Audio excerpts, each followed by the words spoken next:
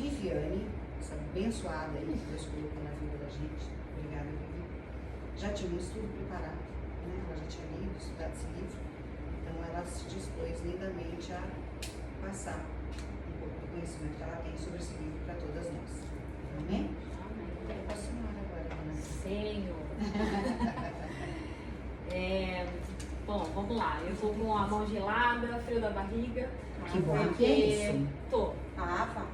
Porque assim, gente, quando a gente começa a falar, principalmente de boca para mulher, assim, eu já comecei a lombada lá do outro lado do vale, né, Marta? Eu moro logo ali do outro lado. A começar em mim mesmo. A começar em mim. A começar em mim, Então sempre. eu acho muito legal a gente estar junta para aprender. As cajadadas começaram lá em casa. Né? Eu já tinha lido o livro, mas fica ali, né, em algum lugar da cabeça e com o passar do tempo a gente vai esquecendo. E esquece da lombada também, né? Então tá sendo muito gostoso reler o livro e preparar, sabe, esse estudo com vocês, né? O que nós queremos, não só quem está organizando, mas todas nós aqui, que a gente possa ter o coração ensinável, sabe? Porque por mais anos que a gente tenha dentro da igreja, a gente sempre vai ter alguma coisa para aprender. E principalmente quando envolve a gente, mulher.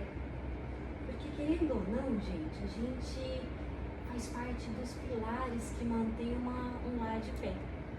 Então nada melhor do que a gente se melhorar como pessoa, ter base espiritual para poder ser exemplo e principalmente para abençoar pessoas. O que Deus quer das nossas vidas, o propósito das nossas vidas é levar salvação, é levar bênção, é ser bênção nas vidas das pessoas. E por isso nós escolhemos esse livro, né, Jane? Sim. Então vamos lá. Vocês estão aí com o esboço. Nós vamos começar, lógico, pelo capítulo 1. A boca é assim uma bênção na vida da mulher, né? Porque a gente profetiza muita coisa e sem querer a gente acaba falando algumas coisas que não vêm da parte de Deus. Palavras malditas, aí fica pesado demais. Malditas, mal faladas. Que trazem, às vezes, maldição para sua casa, para o seu lar, para os seus filhos. Então nós vamos aprender a usar essa ferramenta poderosa que a gente tem aqui, certo? Esse estudo faz parte de um caminhar onde juntas buscaremos crescer espiritualmente. Aquele negócio de ninguém solta a mão de ninguém aqui, pode falar isso, sabe? Porque é realmente o que a gente precisa. Uma dando base para a outra, uma ajudando a outra. Se vamos cuidar uma da outra, sabe? Esse é o primeiro. A gente ainda está engatinhando no estudo, mas que a gente possa ter isso no coração, sabe? O discipulado, dar discipulado, sabe?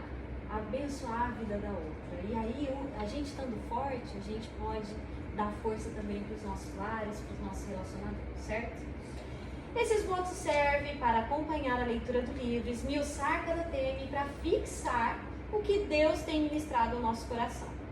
Muito bem-vindas às nossas tardes com Cristo. E esse é o nome do nosso encontro, sabe? Não é um chazinho da tarde, não é uma reunião com tortinha. É uma tarde que a gente separa para encontrar o nosso Deus, o nosso Salvador, sabe? É uma tarde onde a gente pede para Deus, molda o meu coração, molda o meu caráter, sabe? A começar em mim, literalmente, sabe?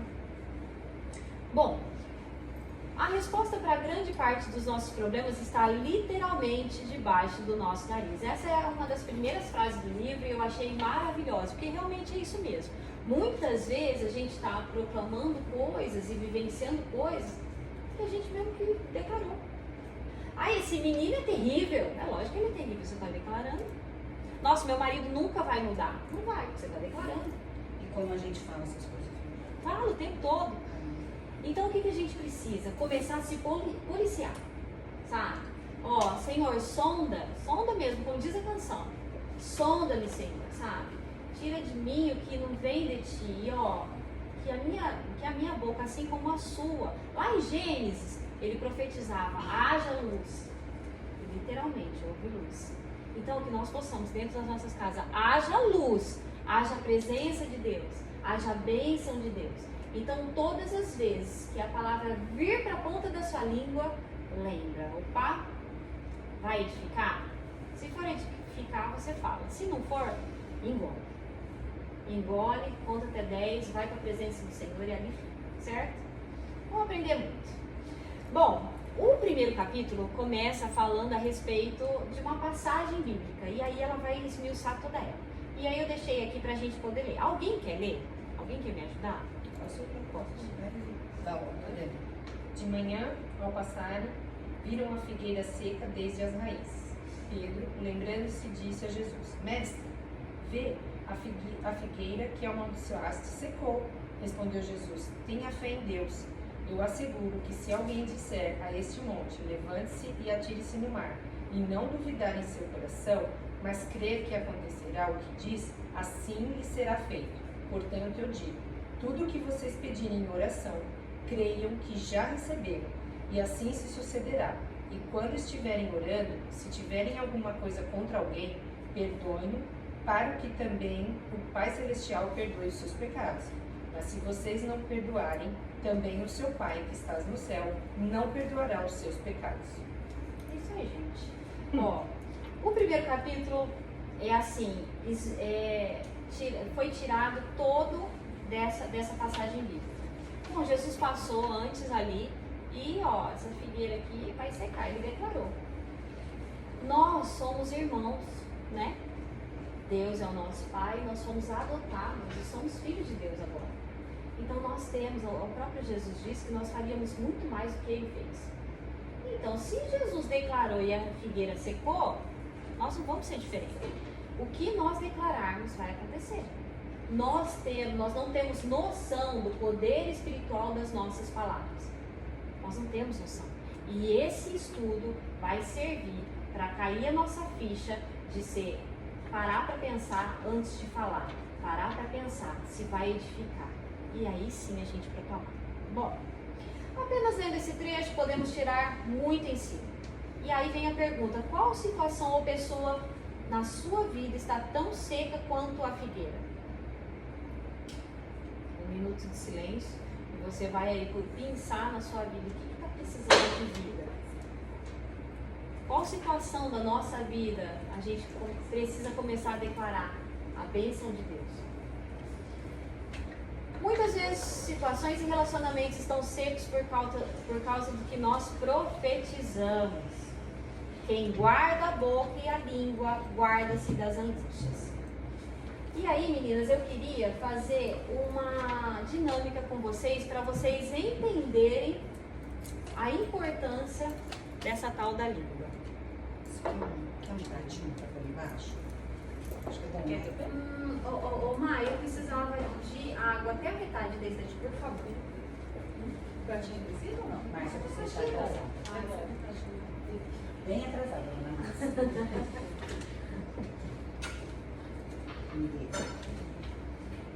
Gente, isso aqui, mas eu vou chegar daqui a cadeira ali, ó. Vamos lá? Quer que eu coloque a cadeira aqui na frente? Quem mais alguém chegar? Eu acho. Não. A Ruth vai sentar no lugar mais. Eu acho que Posso jogar um pouquinho aqui? verdadeira ali, já? Não, só se for chegar mais gente. Acho que não. Só a Ruth, acho que se faltar, né?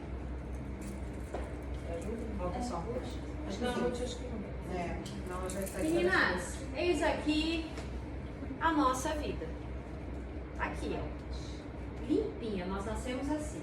Deus nos criou, nós estamos ali no braço da nossa mamãe. E aí tá folhinha em branco, tudo zero. Mas aí,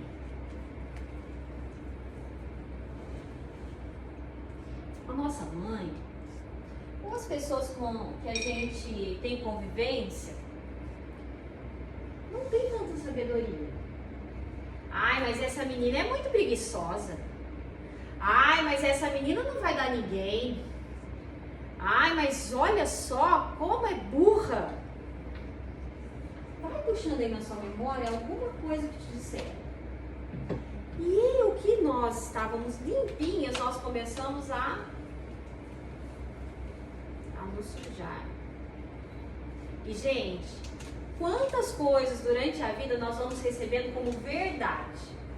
Eu mesmo. Eu era lenta para fazer as coisas, que vocês não têm ideia. Hoje eu sou um 220. Mas quando eu era pequena, menor ainda, eu era muito lenta para fazer as coisas. Mas na verdade, depois eu descobri que eu era caprichosa, não era lenta. E eu fazia as coisas eu queria tudo certinho e demorava mais. Demanda mais tempo. Mas a minha mãe, que não tinha, assim, não teve muita sabedoria nisso, mas ela é maravilhosa. Ela costumava falar isso pra mim: você é preguiçosa. Nossa, mas como você faz as coisas devagar? Mas, ai, o que vai ser dessa menina, gente? Não vai dar em nada. E aí eu fui acreditando nisso. E pior, eu fui achando que realmente eu era preguiçosa, que eu não ia dar ninguém. Gente, a minha vida ficou tão turva e sem graça, que eu não via graça nem em mim e nem nas pessoas. Eu achava que todo mundo era mau. Palavras que a gente vai acreditando como verdade.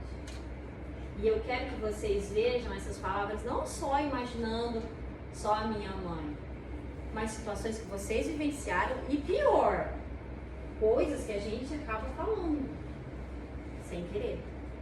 Mas tá aqui, ó. Mas aí a gente conhece Jesus. Oh, glória a Deus. A gente começa a estudar. A gente começa a entender o poder das palavras e o poder de profetizar a bênção na vida das pessoas. Filha, você é uma bênção. Filha, eu vejo Deus em você. Você vai ser próspera. Você é amada. Eu te desejo. O Senhor tem planos lindos para a sua vida. E vocês estão vendo que precisa muito mais palavra de bênção do que as poucas palavras de maldição que a gente recebe? Desfazer o mal às vezes demanda tempo e demanda muito mais esforço, demanda muito mais cuidado. E a gente tem que entender que a gente tem que cuidar mais do coração das pessoas. Isso aqui é iodo, isso aqui é água sanitária. Na prática, quando a gente coloca aqui bastante, ela vai acabar ficando branca. Branca de novo, transparente.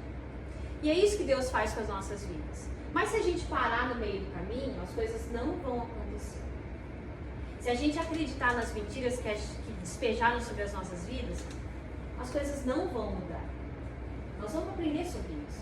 A continuar insistindo, a continuar proclamando bênção, a continuar acreditando no poder de Deus sobre as nossas vidas e de que Ele muda as situações. Eu vou deixar aqui no meio, só pra gente ficar lembrando do agir de Deus. Bom, áreas em que nós precisamos começar a declarar. Eu coloquei aqui alguns exemplos. O nosso relacionamento conjugal, como que anda? O nosso lar, a nossa saúde, os nossos filhos, a nossa fé, a nossa vida financeira. Entre outras coisas, como está? Puxa aí na sua memória. A maioria das vezes, como diz a autora, o problema está bem debaixo do nosso nariz. Muitas vezes a gente só reclama, muitas vezes a gente também não proclama, muitas vezes a gente não ora. Tudo daqui, ó, embaixo do nosso nariz. Essas são algumas das áreas que nós temos tido mais problemas. Uma das coisas que a gente tem que entender, meninas, é que quando a gente aceita Jesus, quando a gente, eu acho que eu sou crente, eu sou cristã.